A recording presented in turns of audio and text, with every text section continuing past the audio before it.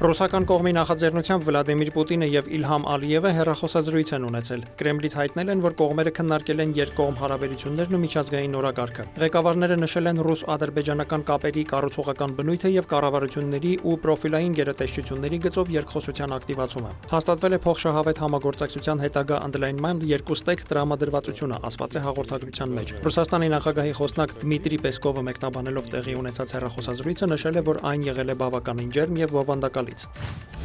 Համասը համաձայնել է Գազայի հատվածում աստիճանաբար զինաթափվել, հայտարարել է Ալ-Արաբիան։ Գազայում Համասի ղեկավարությունը շարժման արտասահմանյան ղեկավարությանը տեղեկացրել է Պաղեստինյան անկլավում զինաթափման եւ քաղաքացիական աշխատակիցների մասին խաղաղ պլանի երկու կետի հետ իր համաձայնության մասին, ասված է հրապարակման մեջ։ Նախաձեռնության 5-րդ կետը նախատեսում է Համասի ռազմականացված կառույցների եւ ոլորտում քաղաքացիական կառավարման համակարգի ու քաղաքացիական կառույցներում ներգրաված աշխատակիցների տարանջատում։ 8-րդ կետում նշվում է, որ Համասի կազմավորումների զինաթափման գործընթացը պետք է իրականացվի աստիճանաբար եւ միջազգային վերահսկողության ներքո, իսկ զենքը պետք է փոխանցվի ոչ թե իսրայելական կողմին, այլ նոր պաղեստինյան կառույցներին, որոնք կգործեն խաղաղության խորհրդի հովանու ներքո եւ նրա համակարգմամբ։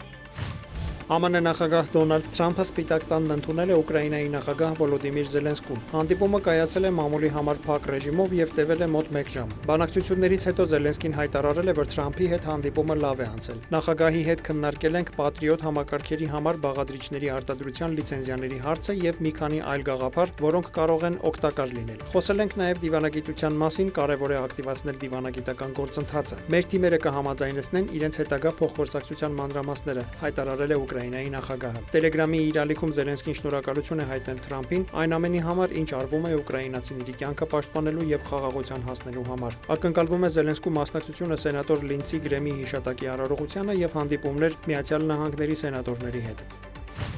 Միացյալ Նահանգները եւ Իրանը հանդիպումներ են անցկացնում, քանի որ Թեհրանն ինքն է բանակցություններ խնդրել, ինչպես ուղիղ, այդպես էլ միջնորդների միջոցով, հայտարարել է ԱՄՆ նախագահը։ Դոնալդ Թրամփը կարծիք է հայտնել, որ համաձայնության հասնելու լավ շանսեր կան, իսկ եթե բանակցություններն արդյունք չտան, Ամերիկայի Միացյալ Նահանգները կվերադառնա նրան, ինչ անում էր 2 օր առաջ։ Սպիտակ տան ղեկավարի խոսքով ապագայում Իրանի դեմ ռազմական գործողության բոլոր ծախսերը կփոխհատուցվեն։ Միևնույն ժամանակ Թրամփը նշել է, որ Իրանի վերաբերյալ իր դիրքորոշումը շատ պարզ է, Միացյալ Նահանգները թույլ չի տա, որ Իրանը միջուկային զենք ունենա։ Պատասխանելով Իսրայելի վարչապետի հետ հարաբերությունների մասին հարցին, Թրամփն ասել է, որ Բենյամին Նեթանյահուի հետ փոքր տարաձայնություններ կան, բայց ընդհանուր առմամբ Իրանի վերաբերյալ իրենց դիրքորոշումները համընկնում են։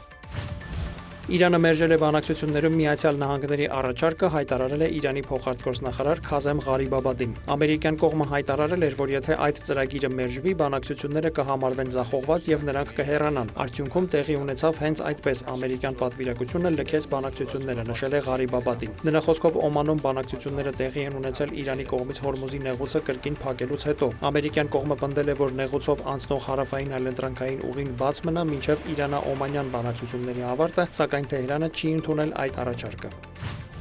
Հուլիսի 28-ի գիշերը Մոսկվայի մարզի ուղղությամբ արձակվել են հարյուրավոր ուկրաինական անօդաչու թռչող սարքեր, որոնց մեծ մասը ոչնչացվել է հակաօդային պաշտպանության ուժերի կողմից, հայտնել է Մոսկվայի քաղաքապետ Սերգեյ Սոբյանինը։ Ըստ նրա, Դաշնության մայրաքաղաքի ուղղությամբ թռել է ավելի քան 390 անօդաչու թռչող սարք։ Մարզի մի քանի բնակավայրում ԱԹՍ-ների ընկնելու հետևանքով այրվել է մի քանի տուն։ Տուժածներ չկան։ Մոսկվայի 3 Վնուկովո, Ժուկովսկի եւ Դոմոդեդովո օդանավակայանները թռիչքների սահմանափակումներ են մտցրել։ Մոսկվայի մարզից բացի հուլիսի 28-ի գիշերը հարձակման է ենթարկվել նաև Ռոստովի մարզը։ Հակաօդային պաշտպանության ուժերը Տագանրոգի ծոցի ջրերում ոչնչացրել են անօդաչու թռչող սարքեր, հայտնել է մարզի նահանգապետ Յուրի Սլյուսարը։ Լենինգրադի մարզի օդային տարածքում անօդաչու թռչող սարքի հարձակման մասին տագնապ է հայտարարվել, ինչից հետո Պուլկովո օդանավակայանը սկսել է ընդունել եւ ուղարկել չվերցներ նախնական պայմանավորվածությամբ։ Ռուսաստանն էլ անցած գիշերվա ընթացքում Ուկրաինայի ուղղությամբ արձակել է 131 անօդաչու թռչող սարք։ Ուկրաինական կողմի տվյալներով երկրի հյուսիսում, հարավում, կենտրոնում եւ արևելքում ոչնչացվել է 107 ԱԹՍ։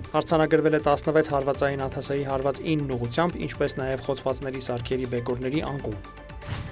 Ճապոնիայի Կյուշու հարավային կղզու Կումամոտո պրեֆեկտուրայի շրջանում 7.1 մագնիտուդով երկրաշարժ է տեղի ունեցել, երկրաշարժից հետո գրանցվել է եւս մի քանի հետցնցում։ Լրատվամիջոցների տվյալով 50 մարդ մարմնական վնասվածքներով տեղափոխվել է հիվանդանոց։ Հաղորդվում է, որ վիրավորների թվում է Հիկավա քաղաքի ծերանոցի 10 բնակիչ։ Վերջին անգամ Ճապոնիայում նման ուժգնությամբ երկրաշարժ է գրանցվել 2024 թվականին Նոտո թերակղզում։ Ճապոնիայի վարչապետ Սանաե Տակայիչին հայտարարել է, որ Կումամոտոյի նահանգապետի խնդրանքով տուժած շրջանները ուղարկվել հետաձգվել Ճապոնիայի ինքնապաշտպանության ուժերի 3600 զինծառայող։ Տոկիոյի Հանեդա օդանավակայանում ավելի քան 40 չվերթ հետաձգվել է կամ չեղարկվել։